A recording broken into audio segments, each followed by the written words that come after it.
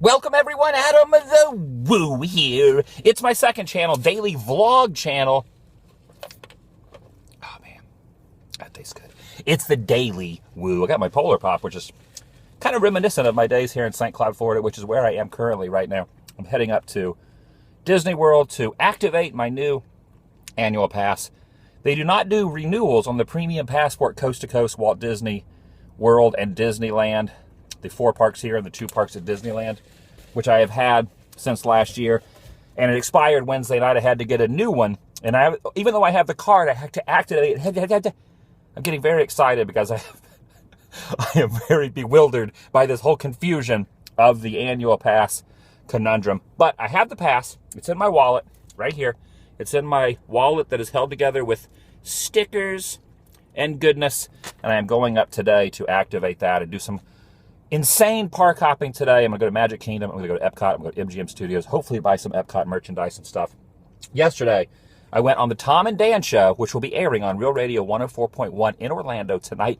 Or you can just Google Tom and Dan or look up Real Radio 104.1 on your radio dial in Florida, or look it up on the internet. 7 p.m. tonight. It will be streaming on the website, and it will be airing live on your radio dial. So pretty cool to go on there. They gave me a t-shirt as well. Had a good time hanging out with those guys.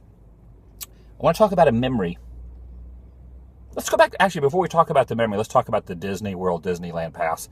They do not actually renew a Disney Premium Passport, which is good for all 4 parks here in Orlando, and then the 2 parks at Disneyland Resort, which is where I now live in Anaheim. You have to actually get a whole new pass. So my pass on Wednesday night expired. I did not go to the parks yesterday, and then today I'm actually going to activate this new pass. So cross your fingers, hopefully it works. And then when I get back to Disneyland, I have to activate it there. So it's kind of confusing. It is not.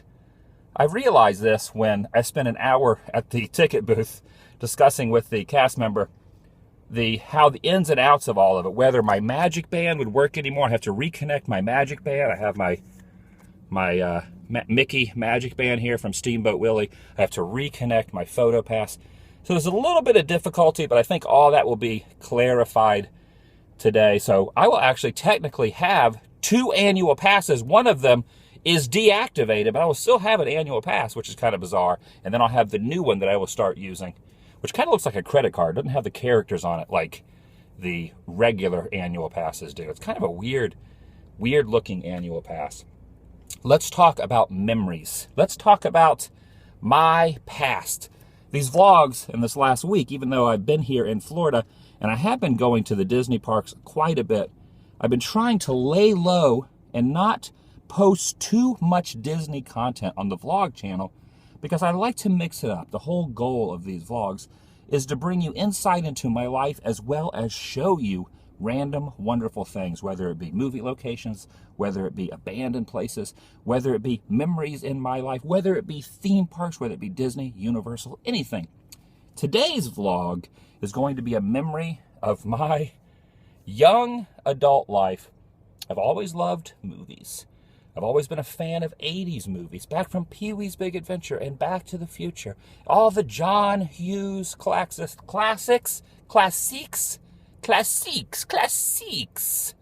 All of those movies had a huge impact in my life. And I consider myself a self-proclaimed aficionado of 1970s and 1980s and maybe even early 1990s films. Why am I like stuttering so much? I think it's because I have not properly caffeinated myself. I always wanted to work in a video store. I actually did work in a video store for a little bit. A place called Video Center up in Kissimmee, Florida, which is basically the twin cities of St. Cloud. But around that same time, when I moved back here to St. Cloud from Kissimmee, there was another video store that I felt I could actually add my expertise in the movie genre into and help out customers that come in and say, hey, do you have a recommendation? I am full of recommendations, especially in the 1970s, 1980s, and 1990 films. I know a lot about movies because I am a nerd when it comes to films. And I thought, what better way for me to help out the video renting community than to get a job at this Blockbuster Video that used to be right here.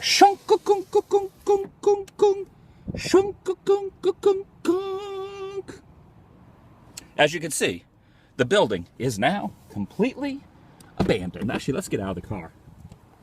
Let's actually take it a step further and actually get out of the vehicle and walk over there. So it is now story time with AdamTheWoo. I'm just going to leave the window down. This seems like a pretty safe neighborhood. There's really no one around here. So basically, I always wanted to work at a video store. And I decided to cater my energies towards applying for a job right through these doors. My qualifications, I think, were pretty good. If the manager that was in there asked me some trivia about films, or if I had worked in a video store before, which I had already had prior experience, and I gave him the wealth of knowledge that this 80s mind has when it comes to films, who was in certain movies, who directed them, what production company, what studio made them, who the extras were, all of that stuff. I used to actually, when I worked at the first video store up in Kissimmee, I used to read this book called The Movie Hound, which was before Wikipedia, before IMDb, the Internet Movie Database. This is before the Internet. I would study this massive book that would come out every year, and I would see who was in this movie, kind of like a 6 degrees of separation type of thing for films. So I felt pretty confident when walking inside of this Blockbuster Video to get a job. As I walked in, the manager, as soon as I walked in, saw my tattoos and immediately gave me the mean mugging eyes. Immediately I knew this was not going to go very well. So I said, I would like to get an application. I told him my qualification, my experience working at the other video store, my knowledge that I have of films and how I could help out his business, maybe either adding on other movies, maybe someone wanted to get a new release. I could add on a couple other movies to actually boost up the sales and just to share my love of film with the general population of St. Cloud, Florida. But he had other things in his mind based on the way I looked when I walked in, and he was very rude to me, very negative to me, and the whole time he's staring at my tattoos, which is very ironic because one of my tattoos on my leg is a full Back to the Future scene. I have Doc Brown, I have the clock tower, I have the plutonium suit, I have the flux capacitor and all that. And I even told him, look, I have movie tattoos on my body. I know a thing or two about movies, but he was not persuaded by what I was telling him. And that is fine and dandy. Everyone has to make their decisions. He did not hire me, nor did he call me. He probably threw my application away, even though I spent all the time filling it out inside those walls. Probably tossed it as soon as I walked back to my van and took off. Of course, I'm driving a rental car today. Tomorrow, I'm actually flying back to Los Angeles. So this time tomorrow, you'll be seeing a vlog from Orange County, California, or from LAX, depending on whatever time I get there. But I will be in California. Today I'm in Florida, sharing one last memory here at 3300. It's in this shopping center. And actually the ironic thing is there's a Winn-Dixie down here, a Winn-Dixie grocery store. And I actually worked at that Winn-Dixie grocery store one year for an entire year. I was the frozen food and dairy manager right down there. So they hired me. The gentleman who was the manager at this Blockbuster did not deem my qualifications worthy. And the moral to this story is, I have since moved on in my life. I have since documented filming locations. I have since shared my knowledge of movies with the world. Hopefully, willingly, the people who watch my vlogs enjoy the knowledge of the movies that I put out there, the joy that's in my heart. I can share that into you, into your heart and minds vicariously.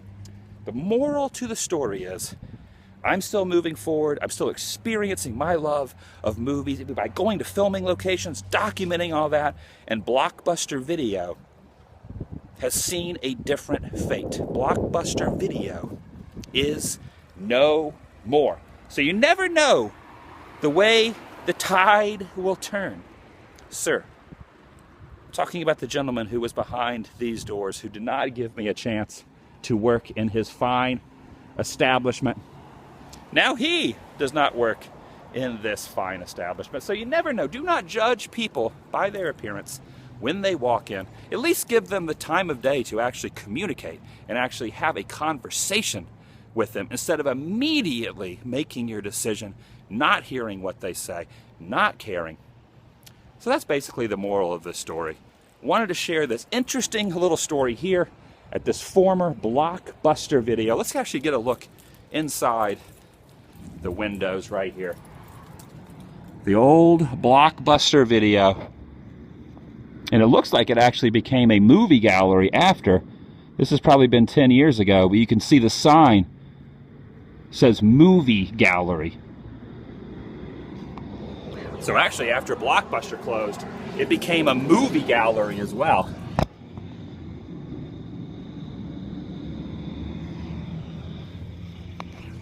Pretty interesting.